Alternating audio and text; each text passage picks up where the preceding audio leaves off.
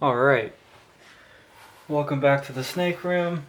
I'm just doing some spot cleaning on my Argentine, and she is getting big really fast. I bumped her up to medium rats on every feeding, and she's definitely putting on some size, which is awesome.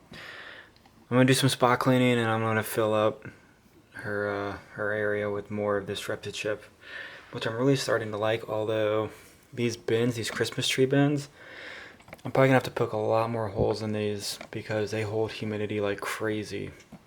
So if anybody's looking to get you'll probably have to wait till Christmas time, which isn't too far away. Maybe you can find them online. I bought these at Walmart for I think like 25 bucks, and they are awesome.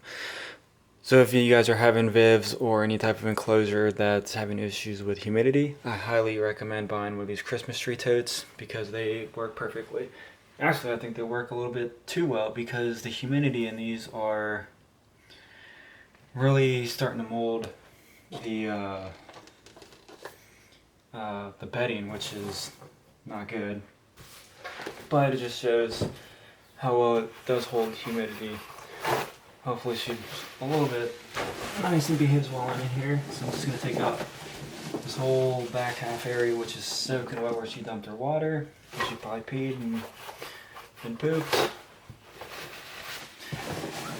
And then I have a little bit left over from this brick that I got a couple of months ago from this Repta chip, which surprisingly, I didn't know it was going to be, you get that much with just a regular block because I just thought it would be like a normal bedding where you just get a little bit of, it just does a couple of cages, but I filled up an entire 40 gallon, full 40 gallon aquarium cage with just one brick, and it's lasting me a really good amount of time. But I think that definitely it gets wet and it holds humidity for a really, really long time, but it also has the issue with molding. But for $20 for a brick at the local reptile shows, I think it's a pretty good deal.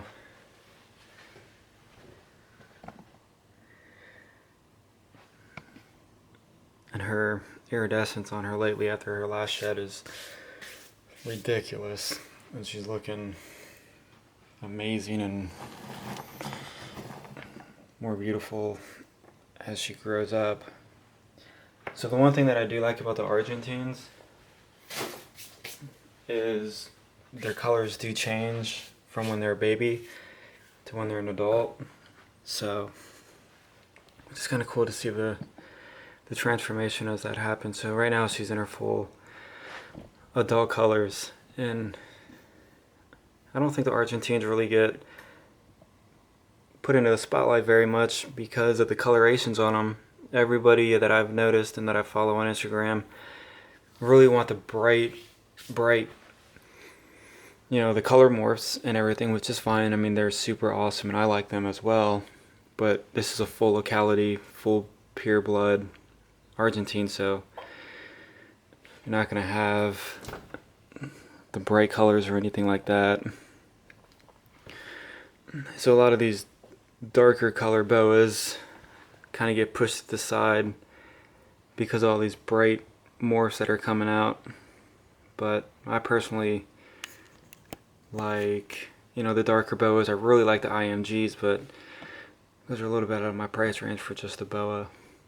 So this is probably the next best thing that you could get if you like natural dark boas, is just to get a pure Argentine. And they are on the endangered list in Argentina, which is interesting because you can't get them exported. They have to be bred and sold that way. I know a lot of people do them in Canada, and then there's a ton of people that do them. I'm not gonna say a ton, but quite a few in the States, and a lot of people are going into these different morphs of the albinos where it lightens them up. can't think of the name, but I know there's a couple breeders that do different morphs on them. But personally, I just like the originality and the dark colors on them, with the white speckling and the white dots on them. But I'm not gonna say she's mean, because I can take her on or I can hold her. But sometimes she does get in an attitude where she does hiss and she doesn't want to be brought out. Most of the time I just grab her anyways. Sometimes I let her be just because I don't want to aggravate her or annoy her. But I would highly suggest getting an Argentine as somebody who collects snakes, just to have them in your collection, because I think they are very nice, and I think just personally they're a nice morph to have. Or not a morph, it's just a locality.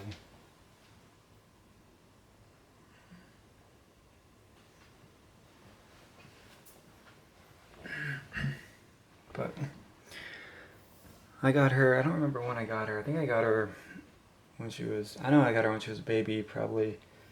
She's probably almost 3. I would say she's almost 3 years old. 2.5 to 3-ish. So she's getting some good size on her. I'm still at a 14-day feeding schedule now that I bumped her up to medium rats. And that should be good for her until she's, for the next couple years, until she goes to larges. Probably once a month on a large rat. But I'll probably never feed any of my boas bunnies or anything like that, just because I don't think they get to the size that they ever would need a bunny. I think those are more for the anacondas, berms, and the retics. But she's really shining right now with this light hitting on her. And I'm just using a regular house bulb, not a fluorescent or anything like that. But just want to show you guys a little bit about the Argentine, since I don't think there's too many out there. Hope you guys enjoyed this. Thanks for watching. Thanks for subscribing. And this Sunday will be a reptile show, so I'm definitely going to get a new block of bedding, dump all this out for her, put a whole new layer down, and I'm probably going to get her a couple new hides. I have totes and that I've did a poor job on spray painting. This plastic didn't hold well at all, but she definitely spends a lot of her time in there. And I guess you guys are, just for reference, for heating, I'm not doing any type of heat pad for her. Actually, I really don't use too many heat pads anymore. I do on a couple of the smaller snakes, just to help them get going on their feedings. But I do use an oil cooler, or an oil heater. It's definitely not a cooler. This oil heater right here, and I've had this for about 2 years. And I'll probably get another one this year, just because I don't like to run them for too long. Because this stays on 24/7 even in the summertime when I got the house air conditioning on. And I can, as of right now, it's 82 degrees in here. But it's got a thermostat on here, which has worked perfectly for me. I've had no issues with it.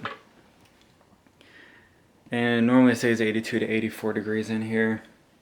Sometimes it'll get up to like 86, but that's really the highest that I've ever seen it. And I don't run a external thermostat on it, just because I've seen pictures and stuff of people that do that, and then they catch on fire and then they burn their house down. So I'm just trusting the one that's built into it, which is probably not ideal, but they put it in there for a reason, and it's worked perfectly for me. So here are some of my normal boa, and my albino, and then somewhere in here is my anaconda, which I'll show her just super fast. There she is. Which she's still super picky about eating, so Not sure how her growth will go, but hopefully the people who are watching my channels and subscribing can follow along on the journey with me. Anyways, back to cleaning. See you guys.